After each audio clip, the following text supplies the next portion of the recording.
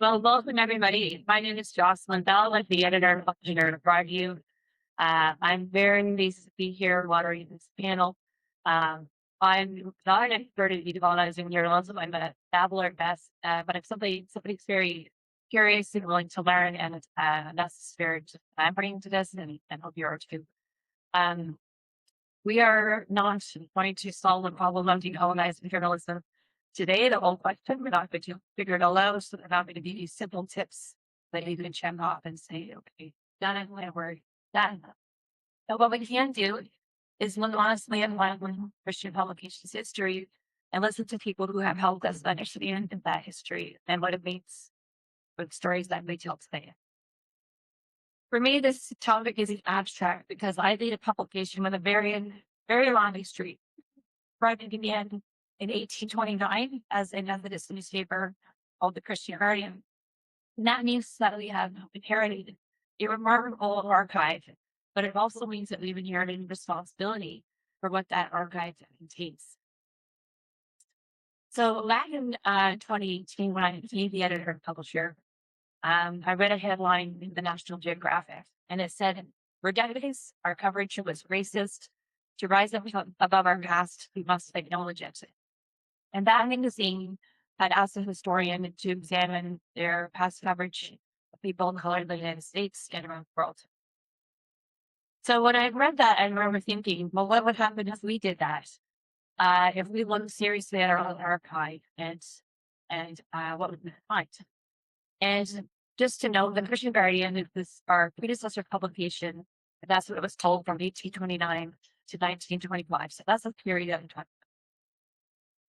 So the question stayed with me, and I didn't start anything. But then David Kim Craig, a few years later, with an idea. He said that the United Church of Canada had recently, for the archives, had recently digitized all of the Christian Guardian collection. And that created a new opportunity for us to really dive in and find out what the publication had said about high agencies for time. So it became a major project for Broadview. So David did a series of deeply research features about that relationship. And Vanessa, and introduced everybody properly on, Vanessa was our sensitivity reader. And so this is ebook is going to serve as our case study today and as a concrete example of what happens when university media turns its own journalistic tools on its own mainstream. So I'd like to introduce the drink team next.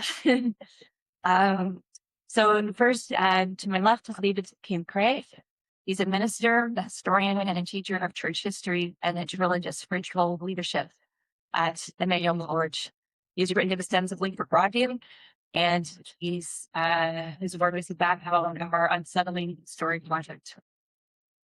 And then next we have Vanessa Partridge. She is the owner of Bills, which is a business that offers cultural sharing and helps non-Indigenous organizations build better relationships with Indigenous communities. Vanessa is a member of the Wisconsin First Nation and a Jimbo and Potawatomi woman, and she served as a sensitivity reader of Native stories. And Shanaz Kamali is the acting digital editor at Broadview, but more importantly in this context, she's a journalism instructor at University of Toronto, and she teaches decolonizing journalism. And she's a former producer with BBC News, BBC, and Alex Sterling English. And your work has a bigger at all kinds of channel like the boating. And she's also pursuing a master's degree at Emmanuel College, just at the UT. So let's begin. So I'm going to start with you, David. And before we get to the larger questions of decolonizing journalism, can you just give us a rundown of what the project was about? What did you set out to look for in the Christian Guardian? Try to mix it this way. And what kinds of things did you find? So first of all, I'd like to say thank you for the privilege of being here. And a phrase that I learned in Saskatchewan when I was there, for my Cree friends was "I know which means it's a beautiful day. And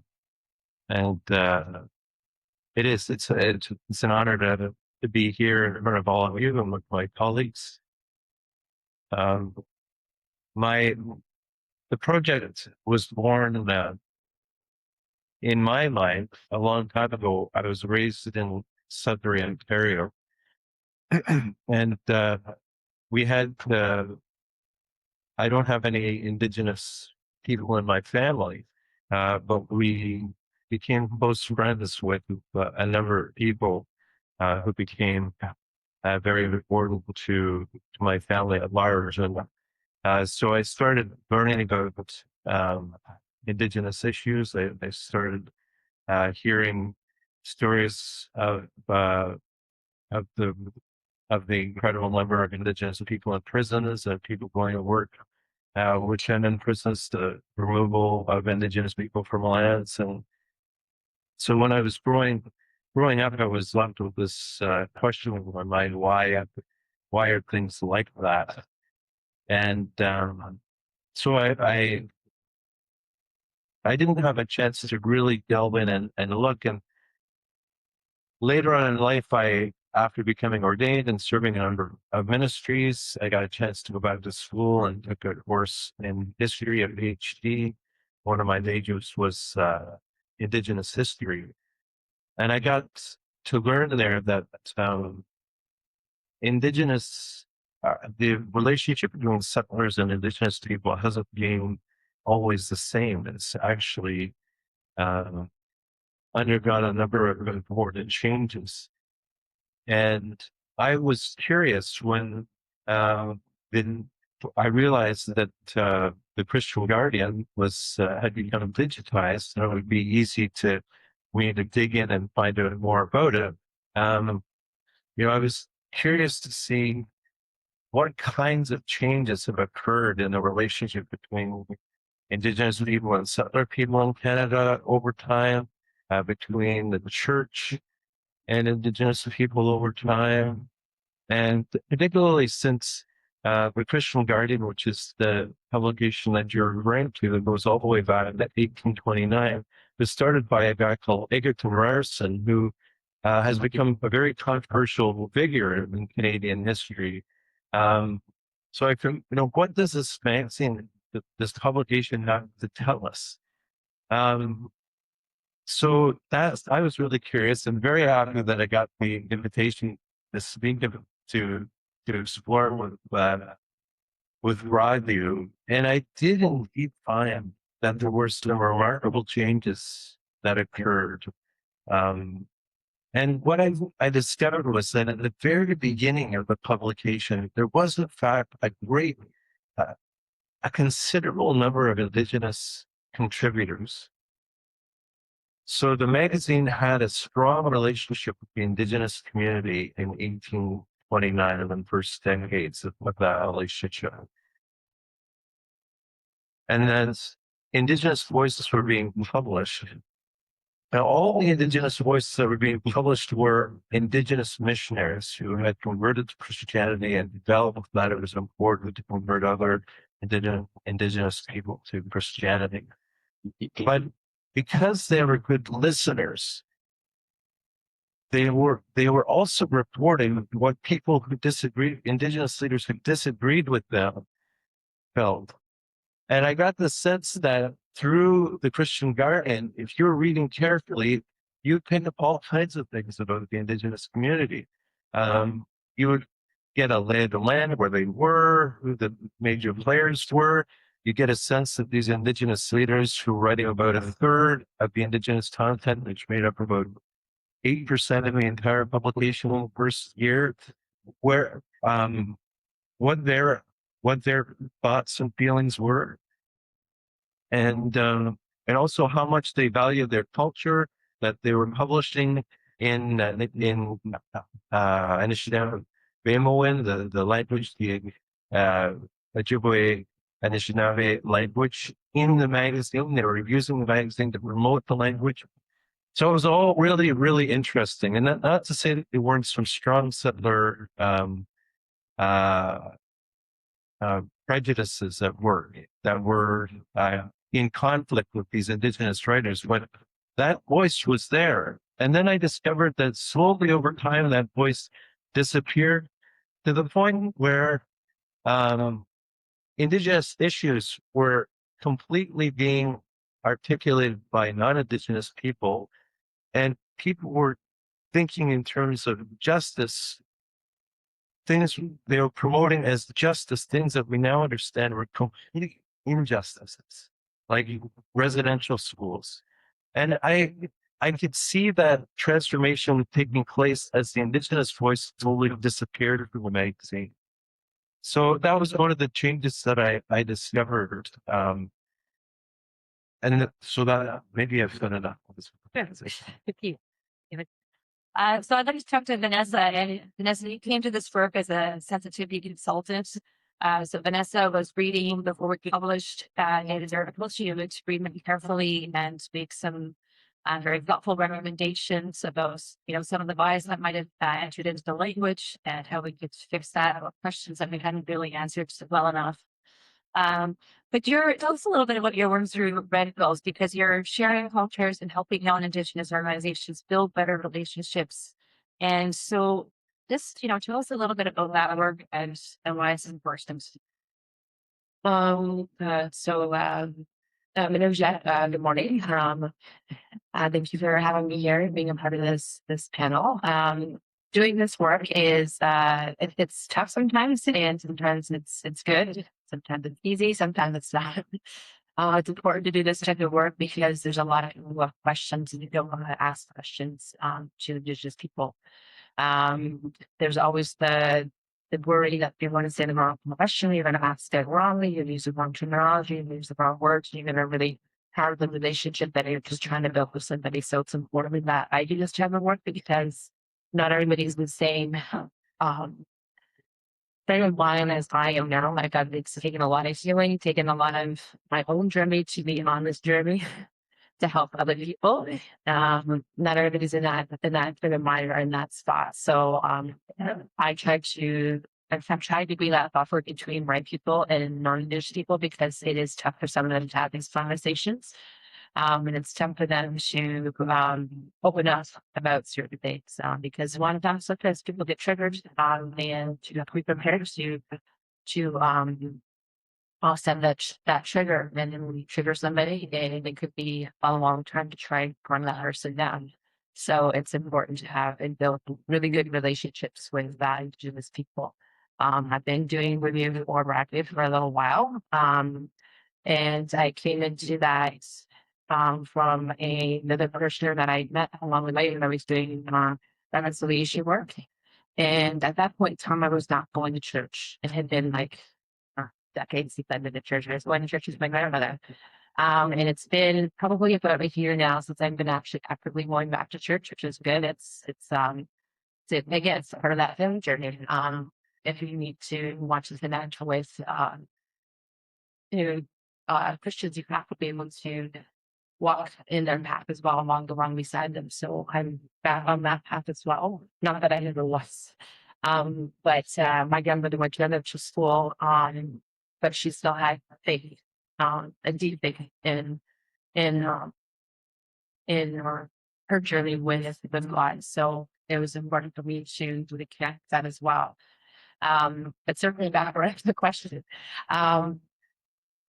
Doing this work, yeah, it's really good. And it's really helped me on my journey, just like the double sort of like is you're healing yourself along with helping other people understand Indigenous people, their stories and how they're existing in this world now.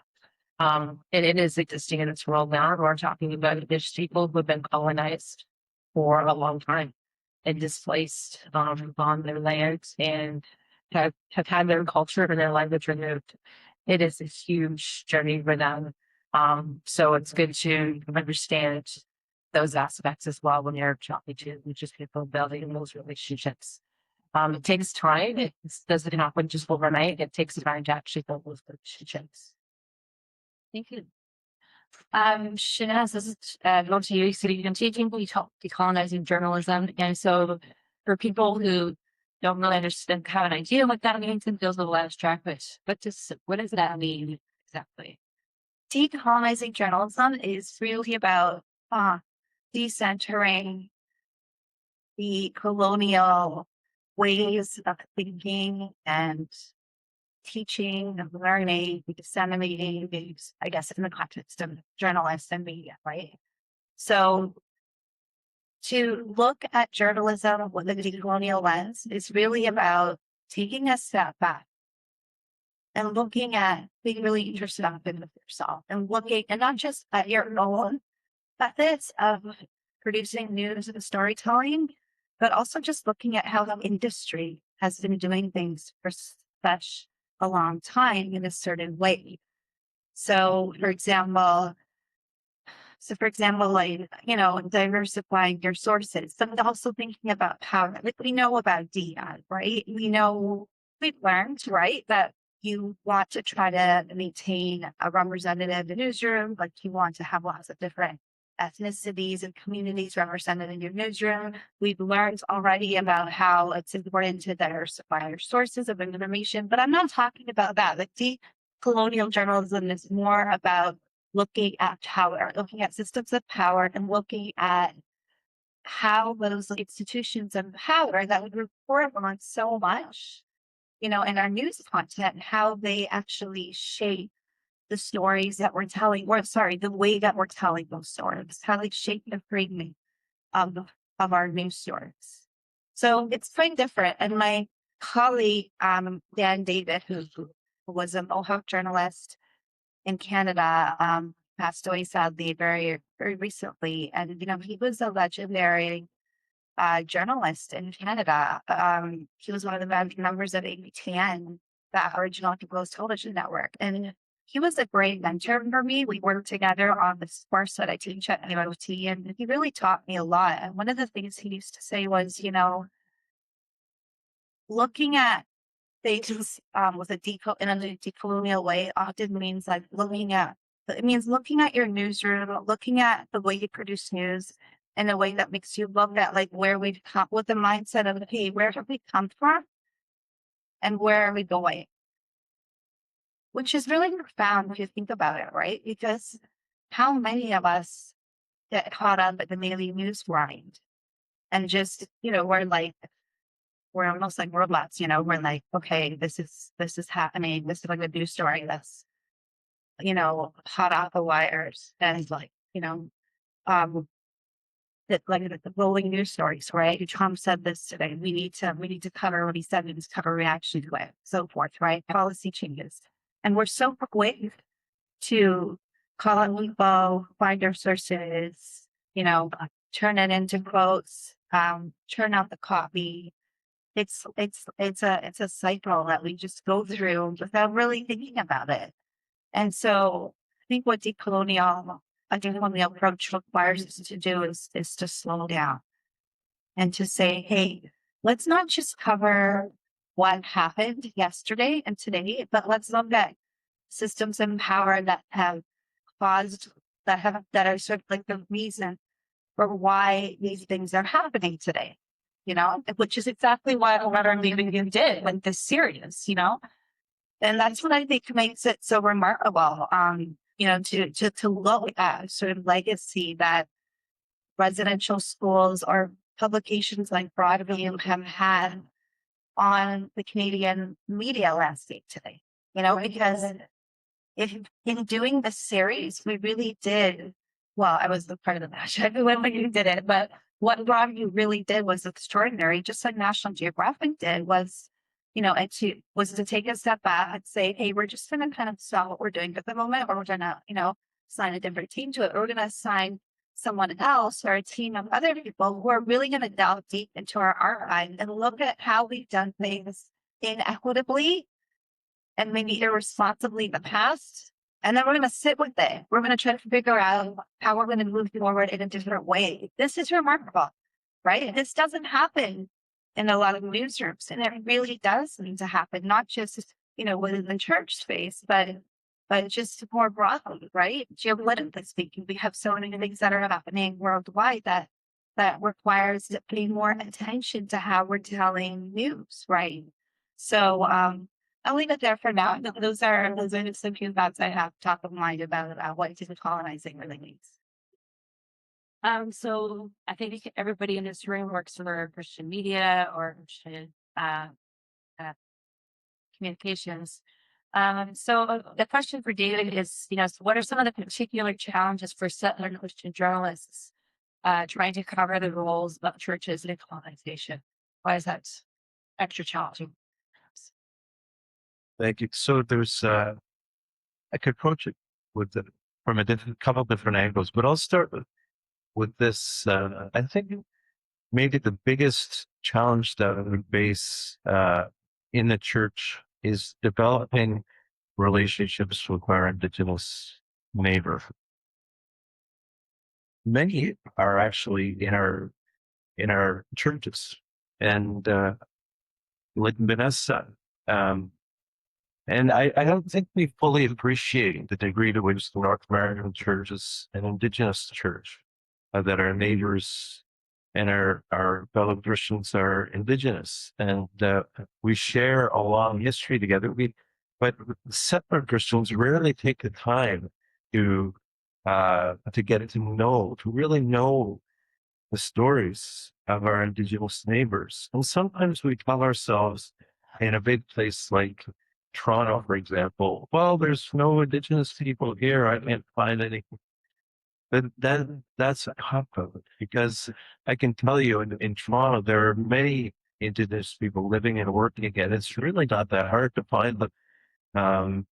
And in doing incredibly inspirational things, like really amazing work. And we have we have to become friends. We have to know our neighbor. And I think, so that's one of the things I picked up with the early Christian Guardian, was that there was a sense of relationship there that has been lost. But the other big thing is that colonization and nationalism and Christianity, Western Christianity, these are built on these huge myths that seem to override our ability to be empathetic towards other people. And challenging that as Christians, particularly I think as journalists, is really difficult, because you get heat when you publish things that say bad things about your church. We like to emphasize the positive. I mean, come on, we're Christians. We're out doing good things. We're religious people. We have the best intentions at heart. Oh, sometimes those best intentions that really twisted to some really bad ends. And if we're not able to really face those and bring them to the light, then we're not doing our congregations any service. But it's a big challenge, because I really appreciated the devotional we got this morning, like the sexual address, like the heterosexual normativity that was so hard to break through. I think it's the same way with colonization. Trying to challenge it will touch off some deep nerves, and so it's a little bit frightening to confront. Very true. So Vanessa, tell us a little bit more about, working with Christian journalists, the communicators, if they're trying to tell stories about Indigenous history, communities, reconciliation. What are some of the things that you and your role see that we're missing as writers, as editors who are non-Indigenous? What are some of those key things that you see a lot? So obviously the needing to build a relationship with your what you're writing about is really important. If you're not building the relationship, then You can see it in the publication the articles. The other thing is acknowledging you're writing about. So if you're writing with a certain person, you need to acknowledge where they're from. It's really important for these people for people to know where they're from. We talk about land acknowledgements. Those land acknowledgements are mean a lot because that's where we are from the land. We have very deep connection to the land. So when we say I'm from Wisconsin First Nation, China, it's that's where I'm from. It describes the land, what the land is like. So for instance, Wisconsin translates to um, um, like an initiative, a shining beacon on the water, which is the actual island. Um, so it's really important for us to just people to acknowledge that because that's where we existed for a long period of time. So again, that's our connection to the land. We have deep connection. We have this connection going with the balance of the land, and it's important to acknowledge where we're from because we've cared for the land for a long time and we've lived in balance of the land for a long time. And it's important because we get a mark on the land, not like a physical mark, but a mark of you lived there, we cared for. So it's important to really understand that process. So when you're talking to somebody, it's important to acknowledge where they're from. They're a First Nation, and if you can acknowledge what that means, it's always needs in their language. So Saxon is the Ojibwe. We need to know what the translation means of that land. It's really important about that. Okay, and then Shanaz, you touched on this a little bit, but let's expand further about some of the as journalists, we're like, okay, get your source, get the quote, get the story done, and move on. But what are some practices that are less extractive that you can talk to us about? Yeah, less extracted is the key word. So when I think about journalists being extracted in the way that they report stories, I think a lot about migrant communities. I think a lot about international news reporting. So let's take stories relating to Gaza or Sudan. Stories that are often. Sometimes it seems like our media sometimes covers these places in a way that is always connected to aid and crisis. And really, that makes sense because I mean, these are key issues that certain people in the region, obviously. But it's important to be people outside in their crisis moments and stuff like that. I mean, instead of our approach is always to swoop in and parachute in, as they say, and interview a community and then fly out, right? Or, extract yourself from the story or from the issue because our job is done, right? We just go in and we get what we need and we go. And I think it's really important. And, Vanessa, you alluded to this already. It's important to not treat sources or people like pieces of content. And I think we do it unintentionally, a lot of the time. I'm not saying that, there's any sort of maliciousness involved in this a lot of the time. It's just not because that's the way things work in a newsroom.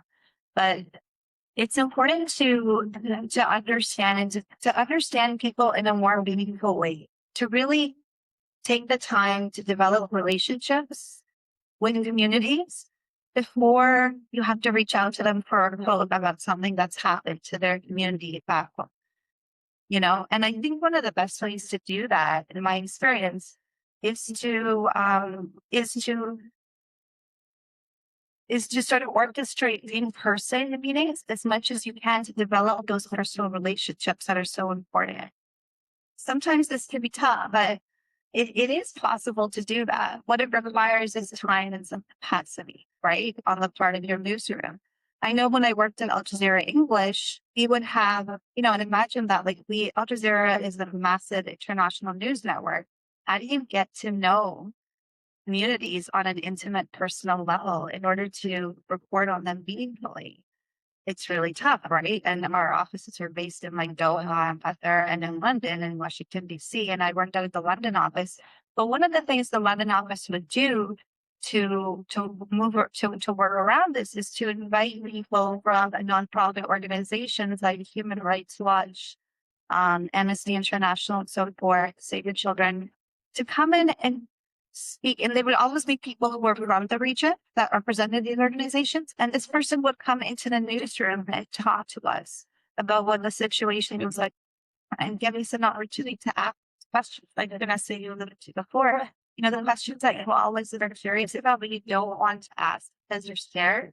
And so it's about creating an environment in your newsroom, a space in your newsroom or with your team of journalists that invites open dialogue and debate about difficult issues, and creating the space for that. And how do you do that? It starts with like understanding communities yourself. So doing reading yourself, but also more so than reading and listening to lectures, that kind of thing, is to really just reach out and develop personal relationships with people from that community. I find that personally goes a really, really long way. Yes, great. Going back to David. What's something that Christian media could do differently when we look back at our own histories and when we tell stories about the present?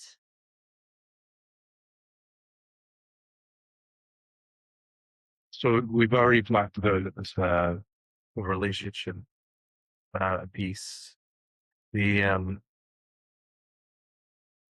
I think we once we've formed those relationships, we can start listening very closely. Now, one of the things that I learned from Lisa, she spoke about it just while ago, is how important it is when referring to an Indigenous person or talking about them in a story to include where they're from, their community, because that says an awful lot about who they are. That's very important information to convey. Often in the articles that I would write at the story where somebody in Dropley or an Indigenous leader, and Vanessa would always come back. And where were they from? What community did they belong to? And I like the way, Jocelyn, you put it in the introduction to our ebook with the National Geographic underwent an exploration of their archive in order to rise above their history of racism. But I think it's important as Christians not, as you say, not to rise above, but to try and ground yourself in it. One of the challenges I think that Christian journalists face these days is that there's actually not a lot. I mean, not a lot of Christian history being written about the relationship between settler and just people who said, and so there's not a lot that we naturally can draw on to create the context to talk about that relationship in a nuanced, effective way. We either go into defense. Oh no! We didn't do anything bad, or we go the other. Oh, we were just absolutely terrible. There was a good person in our past. We really need to know our history to understand that this has been a relationship developing over hundreds of years, and there's been good things, there's been bad things. And in order to really report honestly, you've got to understand where the good things have, so that you can see where the relationship was potential to grow, and call out the bad things so we can absolutely avoid those pitfalls in the future. So I think I think Christian journalists need to do a lot of more historical research, and you can't really rely on church historians anymore because maybe there's not enough of them out there interested in this kind of thing. Like, I don't think there's been a church historian in Canada yet who's written anything about residential schools. There have been other historians who have, but the church's story. So we've got, as Christians, we've got to do the reading. We got to learn our history. I think that brings up another topic. Well, it's a segue, I guess. Vanessa, you talked about people doing the work and maybe not doing the work or to the point. But we've been through a big reconciliation process in Canada, and I think some people think, okay, we're good, let's keep going. What are your thoughts on where we are in this process and really what more settlers need to be engaged with? So yeah, definitely more relationship building, more understanding, more joining in the communities and finding things around you that happened within the Indigenous community. Like David said, there are English people there in the city of Toronto, which by showing hands how many people are in Toronto. Yes, there are many travel statistics. Okay. So in the city of Toronto, they host two powwows here. They have the Two Spirit Powwow. They also have the regular powwow, which is hosted by Nineveh. I encourage you to go out and check them out. Again, that is injecting yourself into Indigenous culture and being a part of it. And just you can be a spectator, you can participate. There's always opportunity to participate, get out there and dance and understand a little bit about the dance. They teach you about it.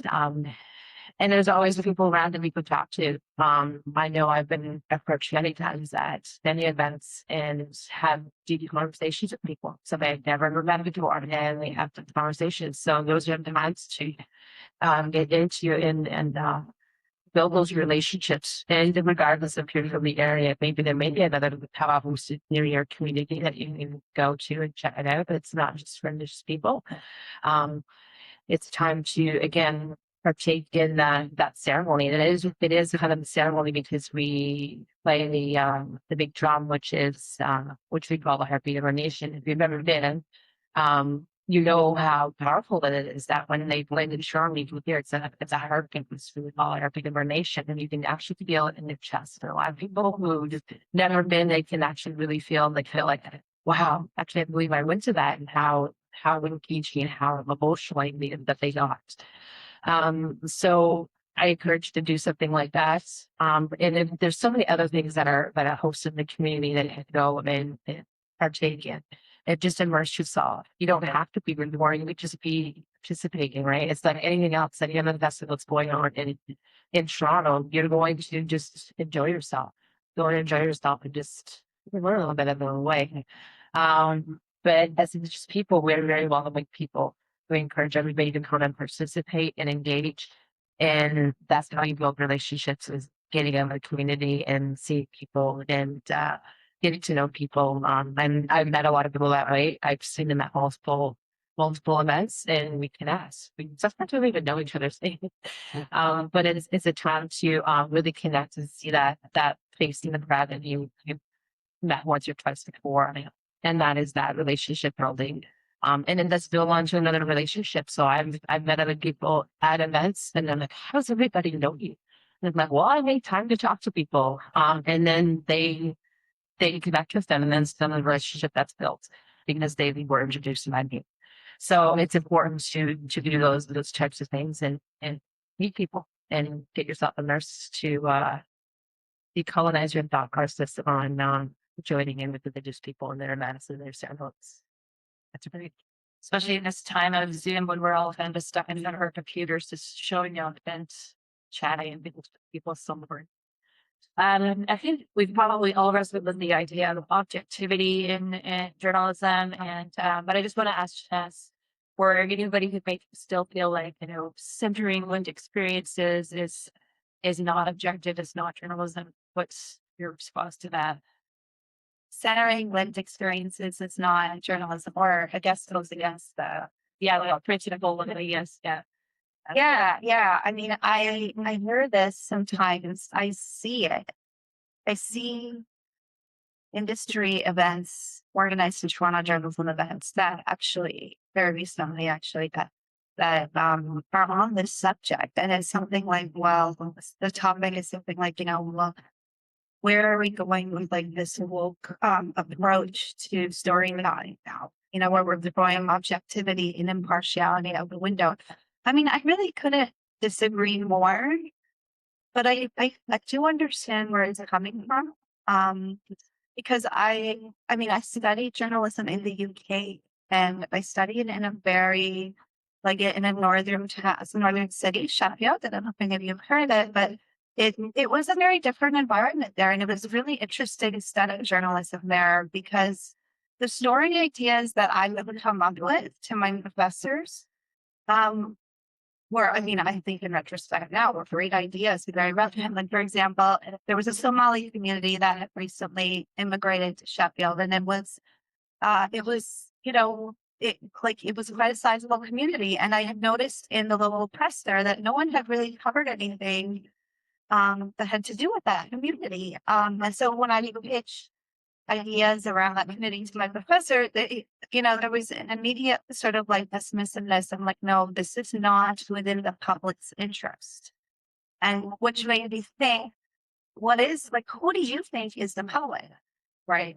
And that's when I realized that, their idea of who the public was different from who my idea of the public was. And so that should make us think about things like how can we redefine the notion of public interest and what is newsworthy to our audience?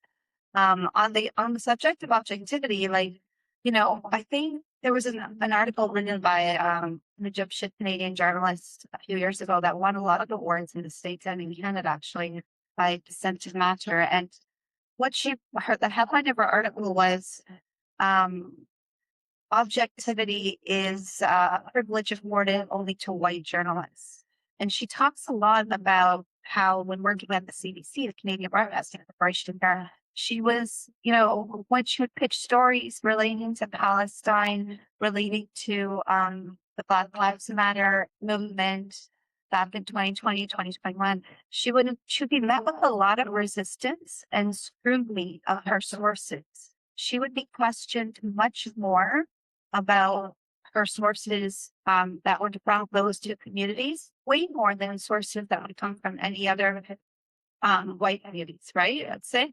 And so she noticed this was like a consistent pattern. And this is something that I've experienced a little bit in my career, but also through interviews I've had with other journalists in the Canadian news industry, because I do media and routine quite a bit as well.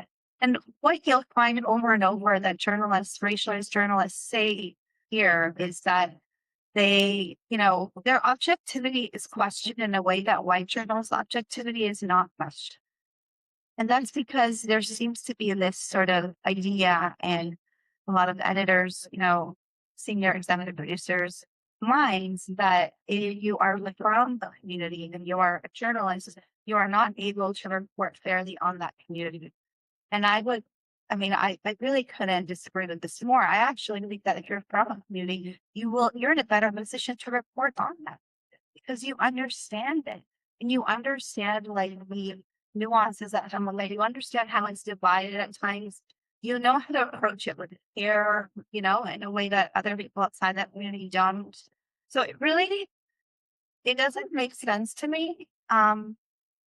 But I get it. It's a very like Western centric way of looking at things, a very colonial way of looking at things. And that's what I meant when I said at the beginning, like, that decolonizing is really about breaking through those Western centric ways of news gathering and thinking.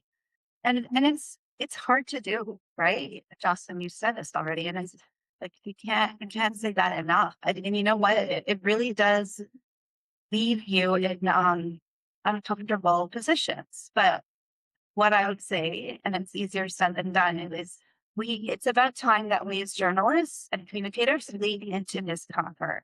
We have to become more comfortable with being uncomfortable. Yeah, I mean, it's the only way to kind of move past the rut that our industry is in, where we're just sort of like working like machines and churning out content that, let's face it, a lot of people do not read because they are looking at influencers on social media, right? Who are giving them news right in a way that they agree with and that kind of align with their filter bubbles, right? The filter bubbles that we all live in. So, characteristics like the ones that we go through, as journalists go through with rigorous training, when fact checking, like looking at things with impartiality and like from a distance. Those are, I'm not saying throw those out the window, not by any means. I'm just saying I think it's time that we start thinking about objectivity in a different way and replacing objective journalism with a concept with like honesty and transparency and fairness. And with that word fairness, I think we can interrogate that too, you know. What's fair to one person is not necessarily fair to another. And again, thinking about systems of power and how they shape that notion of fairness is really important. Yeah, and there's you know, learning comes from being uncomfortable, and growth comes from being uncomfortable, whether you're lifting heavy or whether you're having a difficult conversation and realizing, oh, you know, you might start feeling defensive, but then you start to think, okay, I need to sit with this and open up a little bit into your work speed towards me. And that is hard. It's uncomfortable, not always fun, but it's just very important. So thank you. So I'm going to turn this over to questions. For the first time, just want to see if, and I'm going to just wander around if you have questions, so I can give you the microphone so that our live stream fans can hear what your questions are. But is there any thoughts you or just wanting to say that I didn't get to, and you can just jump in and share if there's something else you want to say that I'd like to ask about. And like, I'll start up. And you asked me to just, so it is something I wanted to work into my last response that I forgot to. But anyway, it's really important to the concept of decolonization, which is positionality, right? If you want to embark on a journey of decolonization in your newsroom or, you know, in your editorial teams, it's so important to think about who you are, you know, and where you come from. What your biases are, you know, your not necessarily racial biases, but just the implicit biases that we all have, right? And not just that, but thinking about where do you come from? Who are your parents? Who are your grandparents? You know, what kind of we're all colonizers, or we're all people who have been colonized, right? That's something else Dan David taught me. And we all fall into one category or another. And so when you look at your own family and where you come from, you know, what role did they play in either one of those, you know? So really thinking about that. And this is something that, you know, we all need to take to heart. I'll give you a quick example, is I cover Iran quite a bit. I'm not from Iran. A lot of people think I look Iranian. I have an Iranian name, but when I go into Iranian communities, I'm greeted with a lot of hostility because people associate me with the government there. And the thing is, ideologically, I don't share anything with the government there. I'm not in the community. I don't see person, but that's the automatic impression I have of me. And so when I go into that community, it's important for me to be aware of how I can use it, right? So that I can adjust myself, like emotionally and my questions in a way that will elicit more like honest and sincere answers from them. And I need to go into that community knowing about the harm that they have been at the receiving end of that particular government, whether I agree, whether, you know, because I'm not obviously not ideologically aligned with the government, but I need to know where they're coming from. And I think it's the same thing with indigenous communities and, you know, journalists when we go in to cover them. Like, we can't just go and expect them to open up. I think it's really important to acknowledge that, hey, there's been a lot of harm to you over the years, like people like me, journalists. And I know about that. And I want to do things differently, you know. So being very explicit and acknowledging that to the community that you're talking to, I think can go a long way. Just, I think we've got a question here, and I also shameless plug the URL for our ebook is on the piece of paper that you just received. So please sign on. Mine is not so much a question, but an addition to what has been talked about the Christian Guardian. The United Church Observer, which is the predecessor publication of Broadview, did a lot of work in the 80s towards the residential schools issue. I did some groundbreaking journalism on that. And I was present at the 1986 General Council in Sudbury, where the where the moderator of the United Church, Robert Smith, apologized for the United Church's history of residential schools and other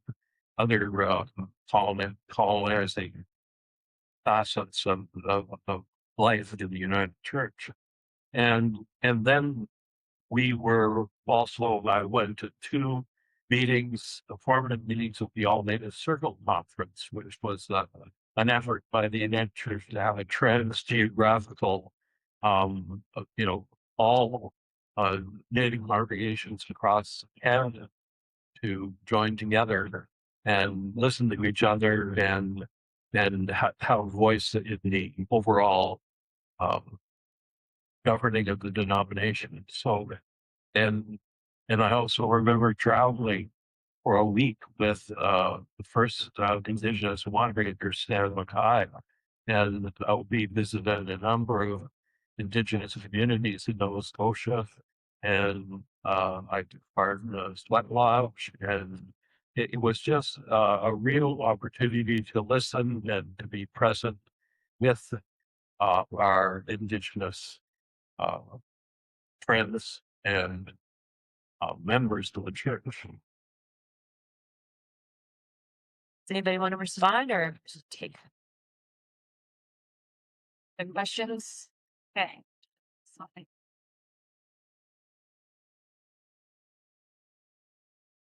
Also, not a question, but I want to, for those of you that are interested in this topic, I want to commend to you a book by Canadian Mennonite theologian Elaine Enns. The book is Healing Haunted Histories, and it is a memoir about her family that fled the Russian Civil War, came to Saskatchewan, settled Indigenous land in the 1920s, and her looking at her family and looking at the forces that pushed her family to leave the Ukraine, the forces that the relationship that they have with the Indigenous people in Saskatchewan, and kind of casting a decolonizing eye towards her own family history. So if you're thinking about this, particularly in a Christian context, I think this is a fabulous resource. Healing Haunted Histories by Elaine Enns.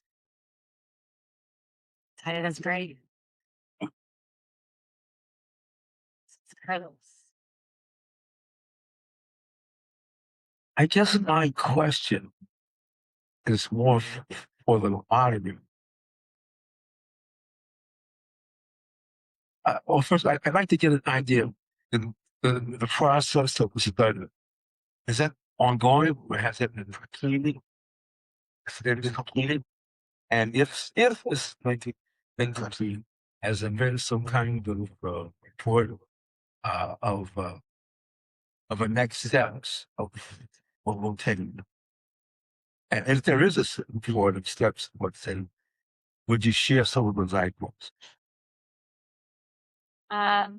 So the project is complete for now. I mean, we're not, but the project that David did was to look at the Christian Guardian piece, and he produced 4 articles plus another one that was more like 5. That's when the editor was formed. So he looked at, important moments in history and what was the Christian Guardian saying at the time. So when the Guardian was formed, when Canada was formed, what was the extent at the time in the turn of the century. So he did particular findings, and so we took into 1925. And then, so those were published over several years, those pieces. And then because it was sort of sporadic here and there, I felt like people didn't really realize what we had done. So that's why we created the ebook, so we could bring it together. And then we also added supplements to the ebook. So the ebook has study questions. It has prayers from Indigenous people, from Christian people, from Muslims or Jews in it. So the text were flashed in. It has some writing from other Indigenous people that will be incorporated into it. It's like 60 pages of of really great content. So that is the project that we've done for now. But our ongoing effort at Broadview is to be, very try to be very, very thoughtful about how we cover Indigenous stories, trying to bring in Indigenous writers and illustrators, and not just any, but from the community that we're talking about. So if we're doing a story about big people that we're not going to get like a Mohawk illustrator, we're going to try to get a Cree illustrator because they know the symbol of that. So trying to do that. Sometimes we can't find people to do it. This they're Indigenous, good Indigenous journalists are very new on demand, and so that we continue settlers to stay. Then we always bring in a sensitivity reader so that we're not have blind spots. I'm not blind spots. If has blind spots, we have blind spots. So I need people to look at that for us, and that's hard. So yeah, the work is not done. It's all the plans. We're always learning. Trying to read and trying to be anything. So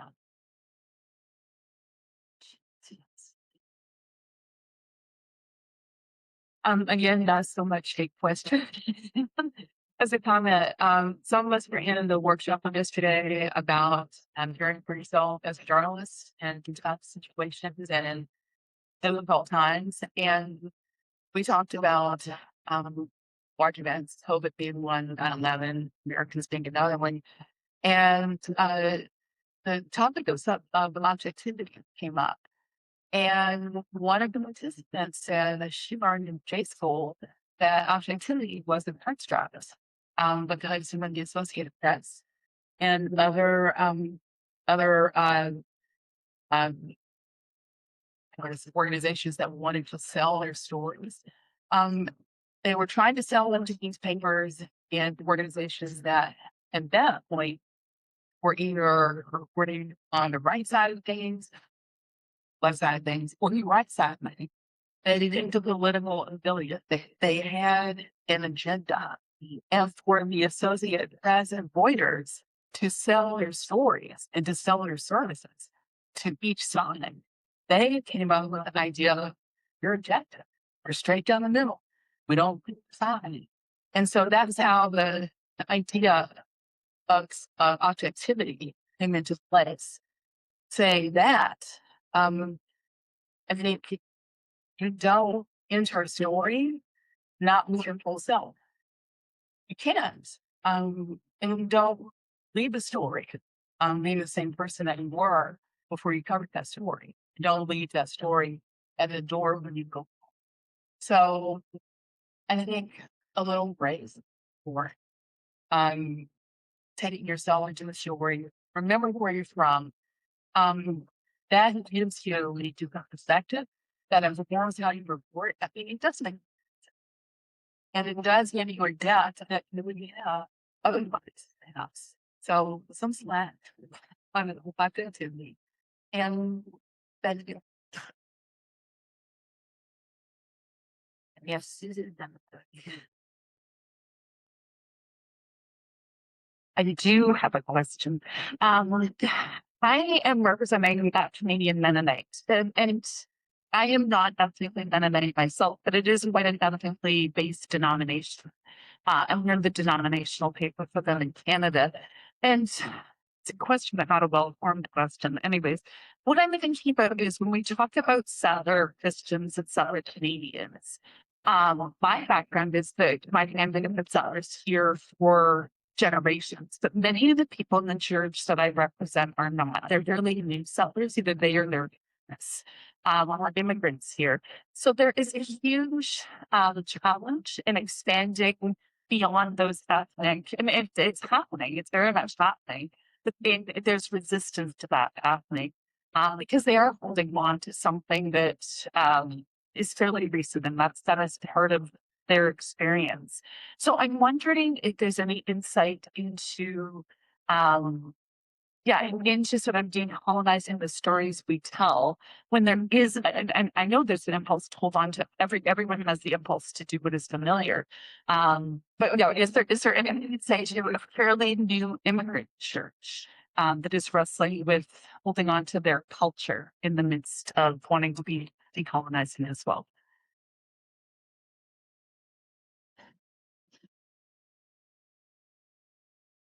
panel team.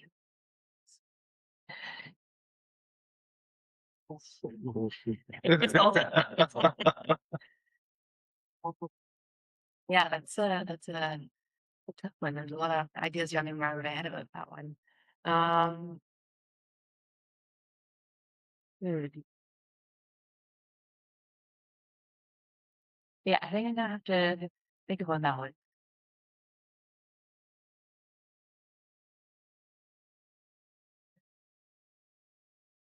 It won't be at a thousand. Might not be very helpful, and it might seem a little obvious coming from somebody who's studied history, but people's history are important what they bring, but they come to a place that has history. And and again, I think if people can see themselves as part of the story of a place, then they can be made, or they can let go of their close identification of where they've come from to the point where they start to feel that they are part of something new. That's something that ignores the past, their personal past, and something that draws on that and who they are, and it asks something of them in this same place, in this story that's unfolding. One of the things that I think many settlers, new and old, need to understand are the treaties. The fact that we come to a place, a society that is founded in, to some degree, on an agreement between numerous of folks who have been here from time immemorial. And if we can see Canada as something uh, that's built on these kinds of agreements, um, anybody who comes yesterday or who's traced their ancestors arrival here 200 years back or 10,000 years back, we're all part of that story. So that's mine.